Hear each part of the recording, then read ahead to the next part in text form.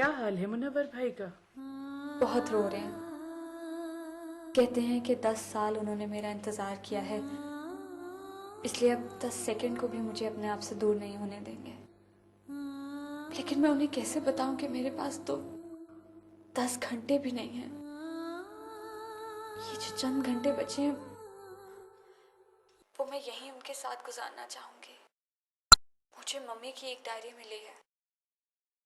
मरने से पहले कुछ वक्त मैं अपनी माँ के साथ भी गुजारना चाहती हूँ।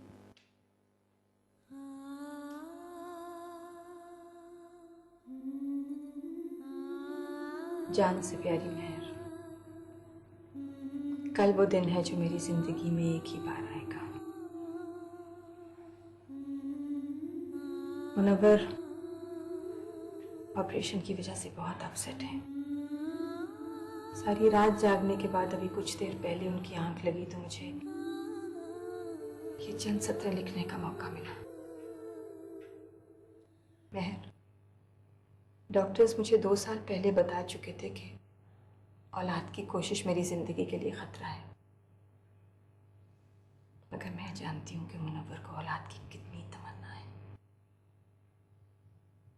बगैर माँ बाप का बचपन और बगैर बहन भाइयों की जिंदगी गुजारने वाला इंसान कितना अकेला होता है, शायद तुम्हें कभी इस बात का अंदाजा हो सके।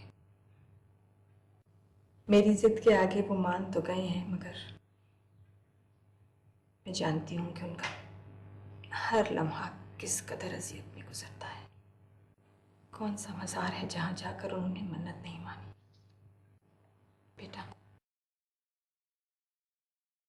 हो सकता है मुझे खो देने के बाद मुनव्वर तुम्हें जिम्मेदार ठहराए। हो सकता है उनके रवैये में तुम्हारे लिए कुछ कड़वाहट आ जाए। कोशिश करना बेटा कि उनकी जिंदगी का हर वो खला पुर कर सको जिसे भरने का वक्त शायद मुझे ना मिल सके।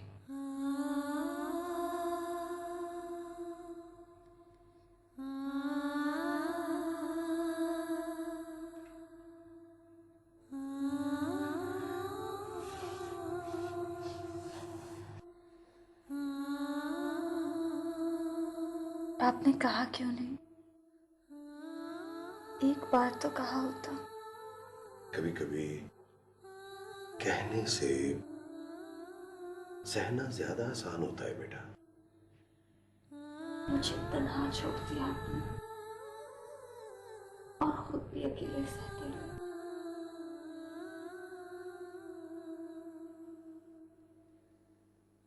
मैं सारी जिंदगी अपनी माँ की मौत का जिम्मेदार आपको समझती रही।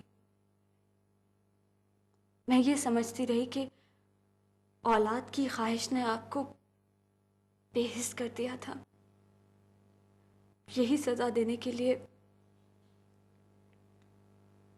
मैंने आपसे आपकी औलाद को छीन लिया।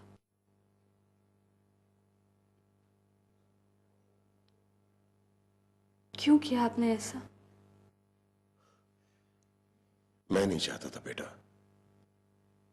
कि हकीकत जानकर तुम्हारी नफरत का मरकज शहर बन जाए।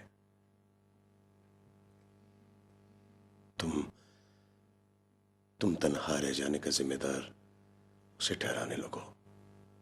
शायद पहले मैं ऐसा ही करती,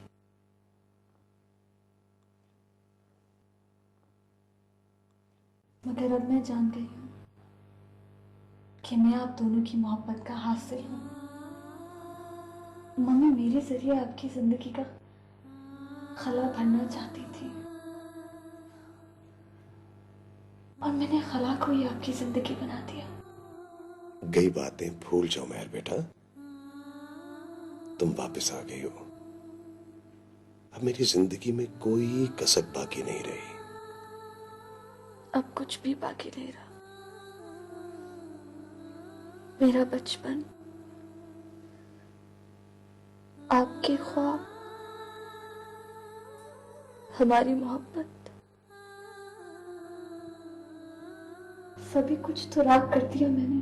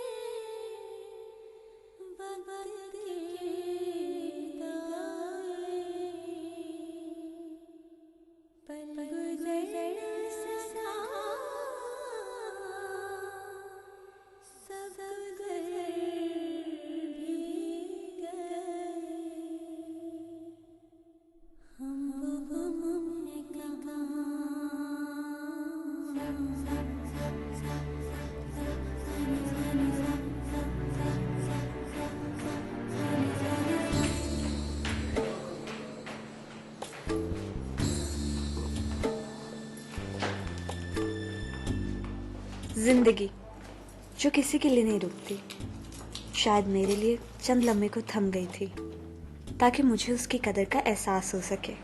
वालेकुम सलाम। मेरे आसपास के लोगों को लगता है मैं बदल गई हूँ, मगर मुझे एहसास है कि मैं संवर गई हूँ। अपने अंदर की तमाम तर कड़वाहट दूर होने के बाद मैंने पहली बार जिंदगी की मिठास को महसूस किया है। एक ही हफ्ते में जैसे मैंने कई सदियां जी ली हैं। कुछ पुराने रिश्ते मजबूत होने लगे हैं, कुछ नए रिश्ते बनने लगे हैं। रिश्ते जिनके बगैर जीना तो मुमकिन है, जीतना नहीं। रही इरशाद बाबा की बात, तो बहुत सोचने के बाद मुझे अब समझ आने लगी है, मरना मुझे नहीं उस बुरी लड़की को था जिसके कब्जे में मैं थी।